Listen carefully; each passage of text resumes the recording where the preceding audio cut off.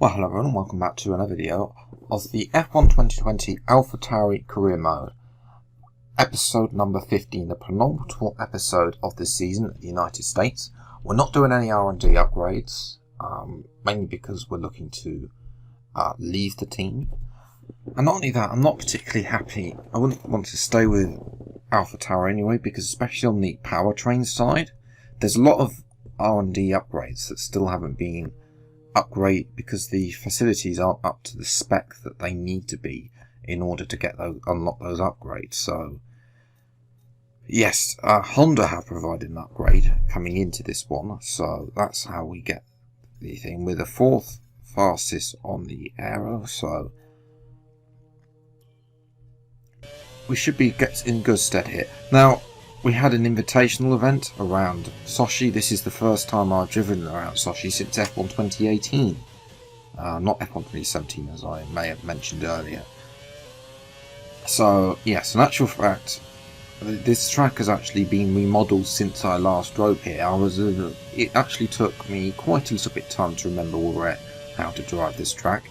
And not only that, in the default setup really doesn't like these era of cars, the classic cars, but nonetheless the AI, well, that was a little bit of a peculiar overtake, but the Williams driver just decided to turn in on us there, and pretty much it was just in time as well as to get the 1,000 driver acclaim.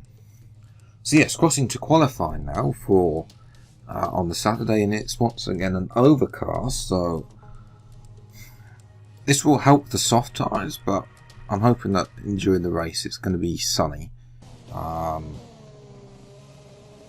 In actual fact, you say that moving through qualifying, it does actually get sunny. We've once again though struggling in qualifying. I've turned down the AI at 96 for the qualifying. After this, I decided let's go 95, be safe to the end of the season. We'll look in season 2 about putting it back up and try and get not to jeopardise our promotion really to Red Bull. As we're about 10th up in the first sector, so that's good. We do lose some time through the corner. We've lost a lot of time to all of the AI through that corner.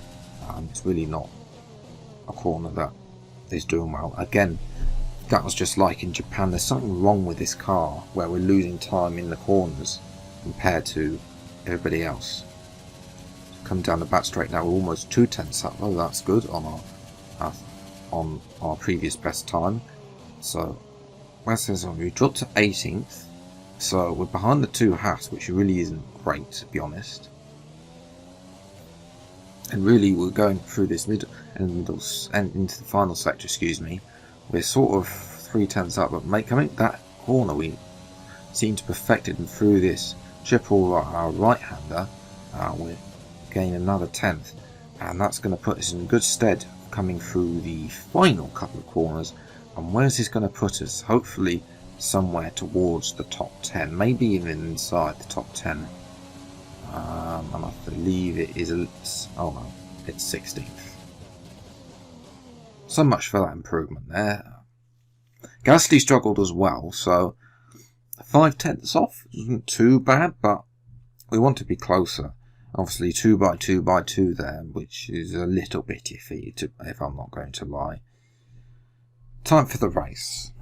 Bad luck in qualifying. That's not exactly ideal. But there's no points for Saturday. Keep a cool head and make up for it in the race.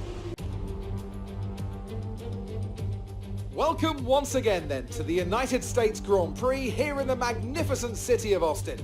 It was here in 2018 that Kimi Raikkonen delighted the world by winning for the first time in 114 races. There's always a record to be broken, so what I wonder is in store for us today. We're racing today then in Travis County, Texas, where 20 corners and speeds of up to 200 miles an hour await us on this magnificent racetrack. It's 60% full throttle with plenty of good opportunities to pass, especially through the 2 DRS zones into turn 1 and at the end of the long back straight into turn 12. What a race we have in store today. Anthony Davidson is here once again for today's Grand Prix. Now, we probably ought to start by discussing Sebastian Vettel. That was a great win in the last race. Can they keep that momentum going this weekend? It's always nice to come into a Grand Prix weekend on a high, but your expectations are based much more on your practice and qualifying runs. So it's the momentum from those sessions that they'll be hoping to carry into the race today. It's time to see how our drivers are stacking up after yesterday's exciting qualifying session. A fantastic effort from Charles Leclerc yesterday puts him on pole, and Lewis Hamilton completes the front row. Moving on to the rest of the grid, we have Bottas, Albon, Sebastian Vettel and Ocon, Norris, Sainz, Perez and Lance Stroll, Raikkonen, Verstappen, Antonio Giovinazzi and an AlphaTauri, Grosjean, Ricciardo, Kevin Magnussen and Nicholas Latifi. Gasly and George Russell ends our grid lineup. Which of these talented drivers will come out on top today? Gasly has had an absolutely horrific time lately. He has the case. But he's better than I am at some of these races recently. The car clearly is favoured towards him, but he's got a penalty. So 14th on the grid today. What can we do? 5 red lights are out in now, and away we go. And it's once again a good start. We get Verstappen off the line, obviously using overtake to our advantage. What can we do down the inside? Can we get Norris? A bit of a squeeze on from the McLaren driver. I believe we went 3 wide into turn 1 there with the racing point. I presume that's going to be Perez ahead of Stroll. And we have to retain him. It's up to P8, so 6 places up, that's not bad. We've got Perez and Sainz. We're going to have a look at Norris though, down the inside, the end of the straight. Can we make sure not to get into the side of Ocon? We have to brake a little bit extra hard there, and that's going to allow Norris to come back at us here. We're still going side by side, but Norris takes the curbing. That's not going to be in the better exit, than us. We eventually have the inside.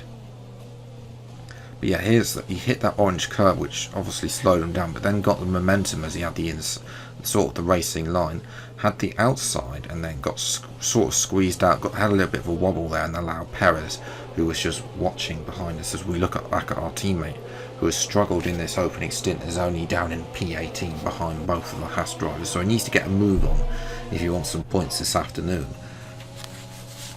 Meanwhile, in our race, we're jumped to lap 3 now. We're coming up to the back of Esteban Ocon in the Renault. The Renault, despite the performance index, I believe that the Renault is faster than us. Definitely in a straight line.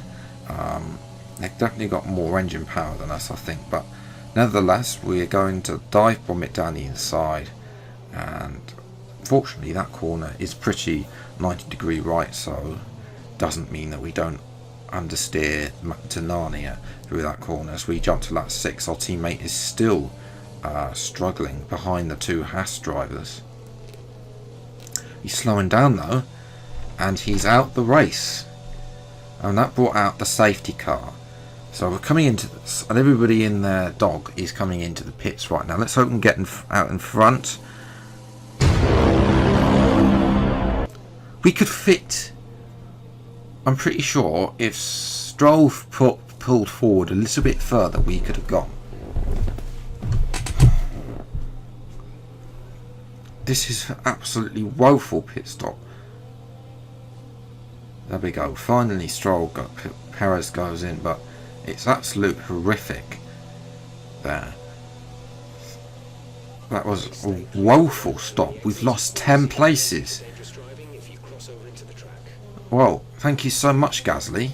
10 places as we go on board with Lewis Hamilton, who is trying to lead a fight back. So the Drivers' Championships definitely going to Brazil. But to resume on lap 9, what can we do now? We need some points this afternoon now. As Verstappen's asleep, we go down his inside on the restart. Next up is Kevin Magnussen. We've got easily amount of pace over him, and the Haas driver just falls behind. We have a look at Perez as well down the inside. It's a great move there. I had to cover off Magnussen, so the only place we had turned defence into attack really there. In actual fact, Magnussen initially gets ahead of Perez, but then falls behind him. As we look now at Carlos Sainz with McLaren, we go around the outside. We're going to make the move stick as well. Fantastic little move there. Next up is Nick De Vries, Nicholas Latifi, excuse me, in the Williams, and he moves, simple move there, Williams. And sort of the Williams was slowing everybody up, so that was a crucial move. We move to lap 13, down the inside of Vettel now. Vettel's got some sort of issue, surely, maybe a worn engine or something. He's trying to go, maybe trying to go to the end of the season as opposed to taking that penalty. It really cost him there. He tried to hit us there, but can we get Raikkonen now? Corner cut there. Everything is there. He takes the inside Raikkonen. That's going to put him out onto the curbing. We're going to do the switch back to the right hand side there. Raikkonen tries to get us round there, but we do make it on the exit. Thank you very much. Up into P9. Nice little overtake there. 9th place. It could have been so much more though. I mean, look at this. Raikkonen, he took too much into that corner. We get the outside there. That gives us, of course, the racing line into that left-hander, excuse me, and up into P9. So it could have been 6th place. It could have been more actually. Across the line we come. I mean, it could have been worse. 2 points.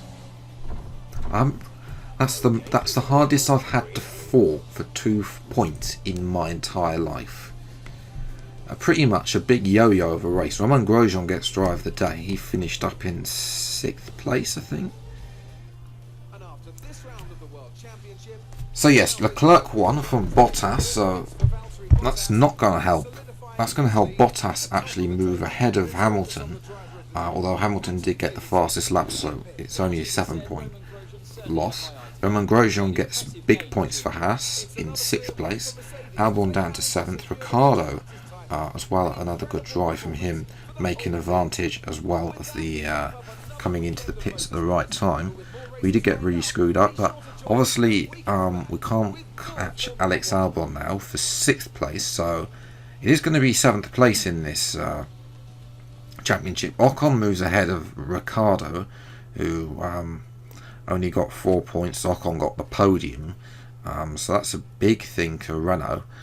Obviously Renault, they look fast today in a straight line. Obviously they're cornering, but they moved into 5th place. And although it might be it's a little bit too late for them to catch us, it's definitely a worry for next season. As we move over to Claire. Well, the natural fact, although Renault might have the best car, but we did have good aero as well down the inside. There are rumours that you're looking for a contract with another team. Is there any truth to that? We're not moving to Haas, Claire. I'm sorry. Haas are the 2nd slowest car on the grid. No way are we moving there for the end of the season.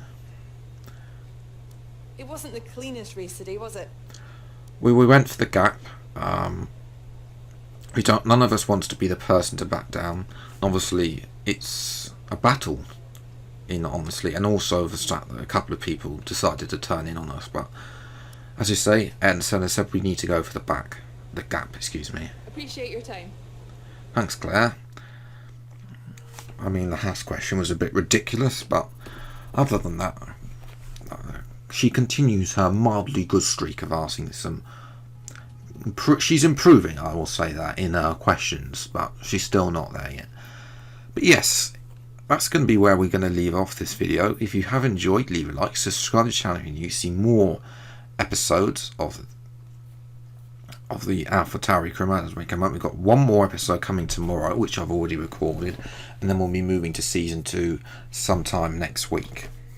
Until the next video, take care. Thank you so much for watching. Enjoy your day, and goodbye.